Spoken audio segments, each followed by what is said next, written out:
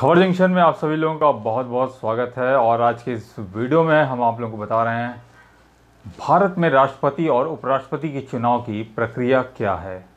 तो इस वीडियो में हम आपको विस्तृत रूप से आपको बताने जा रहे हैं और कृपया शुरू से लेकर लास्ट तक इस वीडियो को देखिएगा। हम पूरी एक एक बारीकियां बताते हैं कैसे कैसे इस चुनाव की प्रक्रिया होती है, क्या क्या चीज़ होते हैं, कैसे चुने जाते हैं।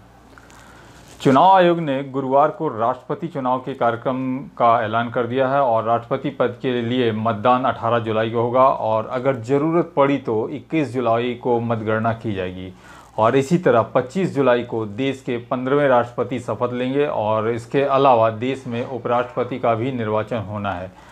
और इसके अलावा उपराष्ट्रपति का भी निर्वाचन होना है और उसके चुनाव के अगस्त में हो सकते हैं। और आइए जानते हैं कि देश में राष्ट्रपति और उपराष्ट्रपति का चुनाव कैसे होता है और इसकी प्रक्रिया क्या है। तो इसमें जो पात्रता है, पात्रता का क्या मापदंड है वो हम आपको बताते हैं। कौन लड़ सकता है राष्ट्रपति का चुनाव।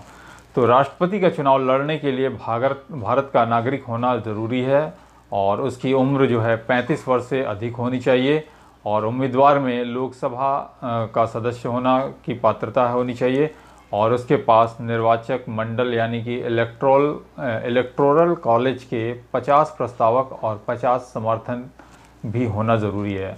इलेक्टोरल कॉलेज क्या है इसके बारे में भी हम आपको आगे बताएंगे कि ये क्या चीज़ है। तो इलेक्टोरल कॉलेज के सदस्यों में लोकसभा और राज्यसभा के निर्वाचित सदस्य और सभी राज्यों तथा केंद्र शासित प्रदेश दिल्ली और पांडिचेरी विधानसभाओं से निर्वाचित सदस्य शामिल होते हैं इसमें। और इसमें जो मतदान की प्रक्रिया है वो क्या है कि राष्ट्रपति चुनाव में कौन मतदान करता है। राष्ट्रपति चुनाव में इलेक्टोरल कॉलेज के सदस्य वोट डालते हैं और इन सभी के वोट का मूल्य अलग अलग होता है। यहाँ तक कि अलग अलग राज्य के विधायकों के वोट का मूल्य भी अलग होता है और एक सांसद के वोट का मूल्य 708 होता है। वहीं विधायकों के वोट का मूल्य उस राज्य की आबादी जो कि 1971 की जनगणना के आधार पर मापी गई है और सीटों की संख्या पर निर्भर करता है। यानी कि उस राज्य की टोटल आबादी और सीटों की जो संख्या होती है उस पर डिपेंड करता है। तो ऐसे में सभी राज्यों के विधायकों के वोट का मूल्य अलग अलग होता है। अब ये कैसे निकाला जाता है विधायक के वोट का मूल्य। तो आपको बता दें कि विधायक के वोट का मूल्य निकालने के लिए संबंधित राज्य की कुल विधानसभा सीटों को 1000 से गुणा करके गुणनफल का जो राज्य की कुल आबादी में भाग दिया जाता है। अब जैसे कि उत्तर प्रदेश की जनसंख्या 403 विधानसभा सीटों और को लेकर यानी 1000 से गुणा करने पर 4,03,000 गुणनफल आता है।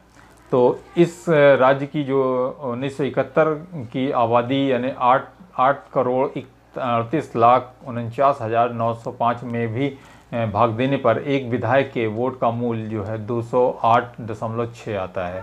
तो दशमलव में वोट का मूल्य ना होने पर इसे 208 किया जाएगा। तो इस तरीके से ये गुणनफल मूल्य निकाला जाता है। तो राष्ट्रपति चुनाव में लोकसभा के 543 और राज्यसभा के 233 सांसद और विधानसभाओं के 4033 विधायकों सहित कुल 4809 सदस्य वोट डालेंगे। बता दें कि राष्ट्रपति चुनाव में लोकसभा के 12 मनोनीत सांसदों का वोट डालने का अधिकार नहीं दिया गया है। और इसकी जो प्रक्रिया है वो क्या समझते हैं कि राष्ट्रपति चुनाव में वोट डालने की प्रक्रिया क्या है। तो राष्ट्रपति चुनाव में वोट डालने की प्रक्रिया भी आम चुनाव से अलग होती है। इसमें मतदाताओं को चुनाव आयोग की ओर से एक विशेष पेन दिया जाता है। उस पेन से उम्मीदवार के आगे जो है वो वोटर को नंबर लिखने होते हैं और सबसे पसंदीदा उम्मीदवार के नाम के आगे 1 लिखना होता है और इसी तरह दूसरी पसंद वाले जो वरीयता क्रम में होते हैं उसके आगे 2 लिखना होता है। तो यानी जो आपको फर्स्ट प्रायोरिटी है उसके आगे 1, सेकंड प्रायोरिटी वाले सांसद का जो नाम है उसको आप 2, 3 ऐसे करके लिख सकते हैं, है ना।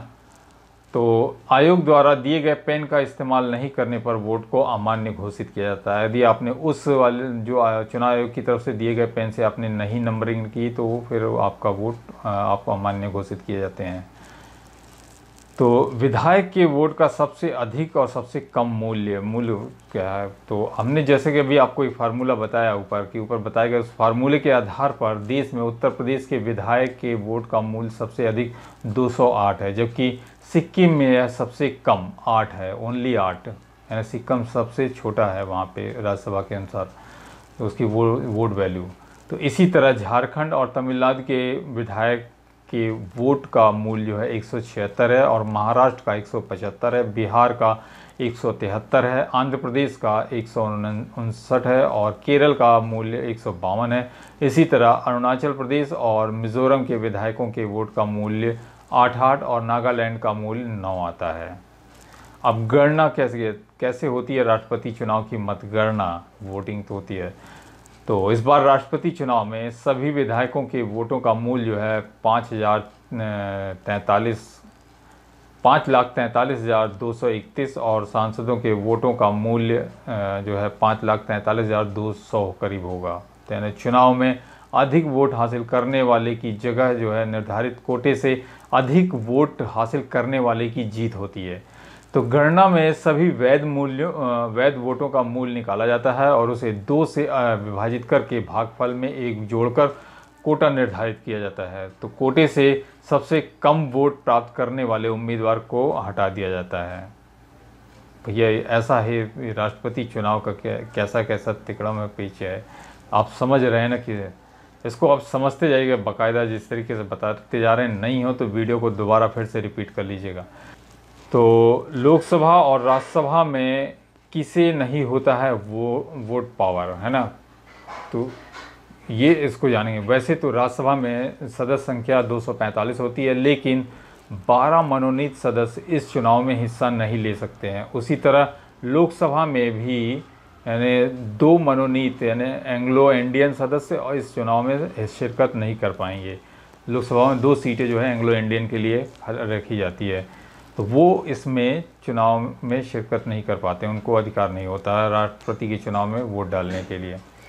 इसी तरीके से तब जानते हैं कि उपराष्ट्रपति क्या है? उपराष्ट्रपति चुनाव लड़ने की पात्रता। उपराष्ट्रपति का चुनाव लड़ने के लिए भारत का नागरिक होने के साथ 35 साल की आयु जरूरी है, और इस तरह उसमें राज्यसभा सदस्य होने की पात्रता भी होनी चाहिए, और उसके पास इलेक्टोरल कॉलेज के 20 प्रस्तावक और 20 अनुमोदक भी होना ज़रूरी है। इसके अलावा वह केंद्र व राज्य सरकार या किसी अधीनस्थ स्थानीय प्राधिकरण में लाभ के पद पर नहीं होना चाहिए। ये ध्यान देना, ये इसके लिए विशेष जो है क्राइटेरिया है। तो उपराष्ट्रपति के चुनाव में केवल लोकसभा और राज्यसभा के सांसद ही वोट डाल सकते हैं, यानी विधायक उसमें वोट नहीं डाल सकते हैं। ओनली राज्यसभा और लोकसभा ही उनको उपराष्ट्रपति को चुनती है। तो चुनाव क्या है? उस उपराष्ट्रपति के चुनाव की प्रक्रिया हम जानते हैं। तो उपराष्ट्रपति का चुनाव संसद के 2 सदनों यानी दोनों जो सदन होते हैं राज्यसभा लोकसभा के सदस्यों द्वारा एक संयुक्त बैठक में आनुपातिक प्रतिनिधित्व प्रणाली के अनुसार एकल संक्रमणीय मत के माध्यम से किया जाता है। यह मतदान पूरी तरह से गोपनीय होता है, और नागरिक और विधानसभा के सदस्य सीधे उपराष्ट्रपति का चुनाव नहीं करते हैं। इस चुनाव में लोकसभा और राज्यसभा के मनोनीत सदस्य भी मतदान करते हैं। जीत के लिए 785 में से 393 वोटों की आवश्यकता होती है ना? तो ये उपराष्ट्रपति के चुनाव के लिए रहती है। अब आपको बता दें कि राष्ट्रपति चुनाव में व्हिप जारी करना जो बात आती है, तो व्हिप क्या होता है? व्हिप की कब जारी होता है? तो आपको बता दें कि संसद में एक व्हिप एक लिखित आदेश होता है कि पार्टी के सदस्य एक महत्वपूर्ण वोट के लिए उपस्थित हों या वे केवल एक विशेष तरीके से मतदान करते हैं। यह शब्द पार्टी लाइन का पालन करने के लिए पुरानी ब्रिटिश प्रथा यानी व्हिपिंग से लिया गया है। यह शब्द यानी ब्रिटिश प्रणाली ही अभी तक हमारे कानूनों पर और संसदीय प्रणाली पर हावी है। बहुत हालांकि चेंज किए जा चुके हैं। अभी कैसे उपयोग किया जाता है व्हिप? तो आपको बता दें कि भारत में सभी पार्टियां अपने सदस्यों को व्हिप जारी करती हैं। यानी ये व्हिप जो है पार्टियां अपने सदस्यों को जारी करती हैं। तो पार्टियों ने व्हिप जारी करने के लिए अपने सदन के सदस्यों में से एक वरिष्ठ सदस्य की नियुक्ति करता है, और इससे इस सदस्य को जो है मुख्य व्हिप कहा जाता है, और उसे अतिरिक्त व्हिप द्वारा सहायता प्रदान की जाती है।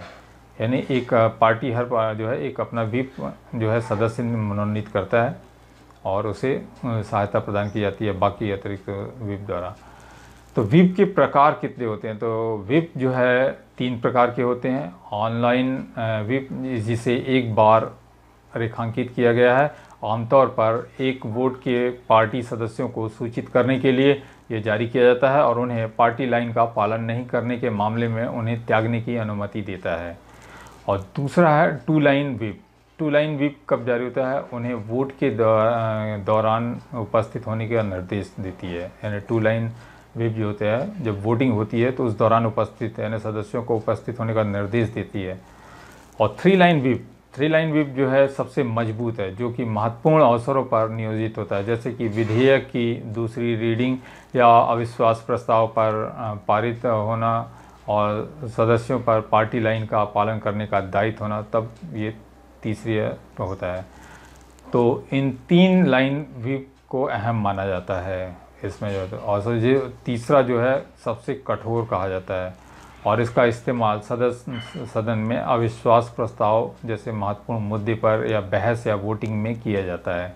इन तीनों व्हिप का उल्लंघन दल बदल विरोधी अधिनियम के तहत माना जाता है और उल्लंघन करने वाले सदस्य की सदस्यता तक रद्द कर दी जाती है। तो भैया ये है व्हिप जारी करना। अभी जो आपने राष्ट्रपति चुनाव में देखा ना कि एक व्हिप के माध्यम से व्हिप भी जारी किया जाएगा सदस्यों को, तो वो क्या है, तो ये आपने इसमें समझा। मैं आशा करते हैं कि आप व्हिप के बारे में काफ़ी अच्छे से जान गए होंगे। तो व्हिप को लोकतंत्र की मान्यताओं के अनुकूल नहीं माना जाता है, क्योंकि इसमें सदस्यों को अपनी इच्छा के बजाय पार्टी की इच्छा के अनुसार कार्य करना होता है और लोकतंत्र की भावनाओं के ये खिलाफ होता है। व्हिप की परिभाषा आप जानते हैं कि भारत में 3 लाइन व्हिप के खिलाफ विद्रोह करना एक संसद की सदस्यता को खतरे में डाल सकता है। दल बदल विरोधी कानून जो है अध्यक्ष सभापति को ऐसे सदस्य को अयोग्य घोषित करने की अनुमति देता है।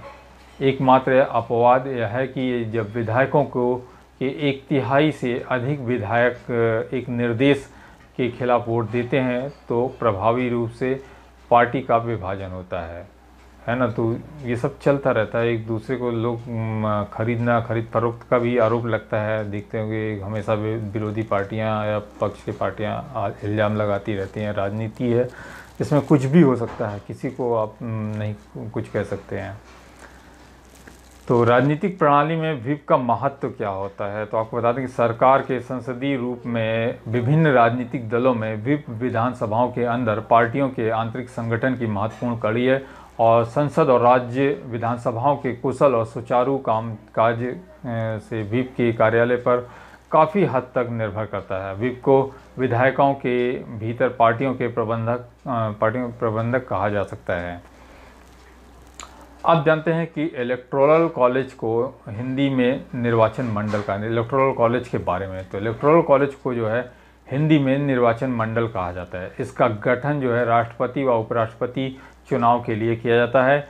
लोकसभा व राज्यसभा के सांसद जो है विभिन्न राज्यों की विधानसभा के विधायक राष्ट्रपति चुनाव से पूर्व गठित होने वाले इस मंडल के सदस्य बनते हैं और ये सभी सदस्य मिलकर मतदान के माध्यम से देश के राष्ट्रपति का चुनाव करते हैं, जो कि जनता द्वारा ही प्रत्यक्ष रूप से चुना गया माना जाता है।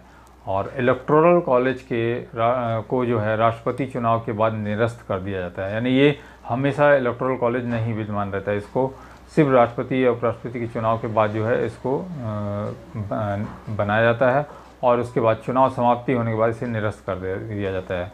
और जब 5 वर्ष बाद पुनः राष्ट्रपति चुनाव होंगे तो नए निर्वाचन मंडल का गठन किया जाता है, क्योंकि 5 वर्ष बाद इस समय काल में जो लोकसभा या राज्यसभा के सदस्यों तथा विधानसभा के विधायकों में फेरबदल हो जाता है, जिस कारण नए सदस्य इन पदों पर निर्वाचित हो जाते हैं। इसी कारण इसको निरस्त माना जाता है। दोबारा से फिर से इसे चुनाव के समय फिर से इसका निर्वाचन किया जाता है।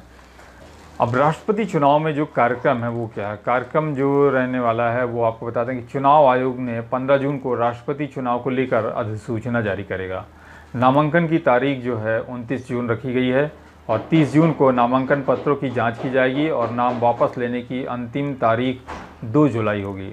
अगर किसी उम्मीदवार के नाम पर सर्वसम्मति नहीं बनती है तो 18 जुलाई को मतदान होगा और अगर ज़रूरत पड़ती है तो 21 जुलाई को मतगणना की जाएगी। तो इसी तरह राष्ट्रपति चुनाव जो है कुल 4,809 निर्वाचक करेंगे इसमें मतदान।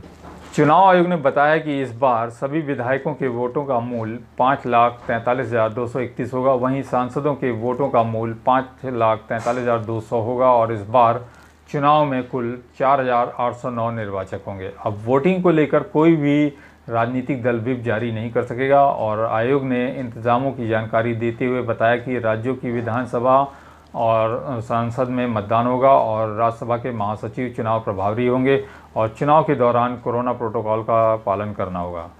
तो राष्ट्रपति चुनाव जो है निर्वाचक मंडल प्रणाली के जरिए होता है, ये चुनाव होता है। आपको इसमें बता दें, भारत में राष्ट्रपति का चुनाव निर्वाचक मंडल प्रणाली के जरिए किया जाता है। निर्वाचक मंडल में राज्यसभा, लोकसभा और सभी राज्यों और केंद्र शासित प्रदेशों की विधानसभा के चुने हुए सदस्य शामिल होते हैं। भारत के संविधान के अनुच्छेद 54 में राष्ट्रपति के चुनाव का जिक्र किया गया है और केंद्रीय चुनाव आयोग इसका आयोजन करता है। राष्ट्रपति का चुनाव अनुपातिक प्रतिनिधित्व प्रणाली के अनुसार होता है और इसके लिए गुप्त मतदान होता है। बता दें कि राष्ट्रपति चुनाव में प्रत्येक सांसद विधायक द्वारा डाले जाने वाले वोट की गणना एक नहीं होती है और लोकसभा और राज्यसभा के प्रत्येक सांसद के वोट का मूल्य 708 निश्चित है और वहीं विधायकों के वोट का मूल्य तय नहीं है और यह उस राज्य की जनसंख्या पर निर्भर करता है। उदाहरण के तौर पर उत्तर प्रदेश के एक विधायक के वोट का मूल्य सबसे ज़्यादा 208 है, जबकि अरुणाचल प्रदेश में यह सिर्फ 8 है। देश के 14वें राष्ट्रपति रामनाथ कोविंद ने 25 जुलाई 2017 को राष्ट्रपति पद की शपथ ली थी और सुप्रीम कोर्ट में वकालत कर चुके कोविंद राष्ट्रपति बनने से पहले बिहार के राज्यपाल थे और उनका कार्यकाल 24 जुलाई को समाप्त हो जाएगा। तो ये आपने इस वीडियो में जाना पूरा कि राष्ट्रपति चुनाव के चयन की जो प्रक्रिया है, जो चुनाव की कैसे चुनाव मतदान होता है, उसके लिए क्या क्या करना होता है, कि कौन कौन सा इसके बारे में वोट डाल सकते हैं। आशा करते हैं कि इसके बारे में आपको पूरी जानकारी पर्याप्त रूप से मिल गई होगी, है ना। तो कैसा लगा ये वीडियो कमेंट्स में लिखकर ज़रूर बताएँ और अगली और कौन सी जानकारी चाहते हैं उससे फिर बताएँ, हम आप लोगों के लिए लेकर आएँगे वीडियो। और बने रहें खबरजंक्शन.com पर। धन्यवाद।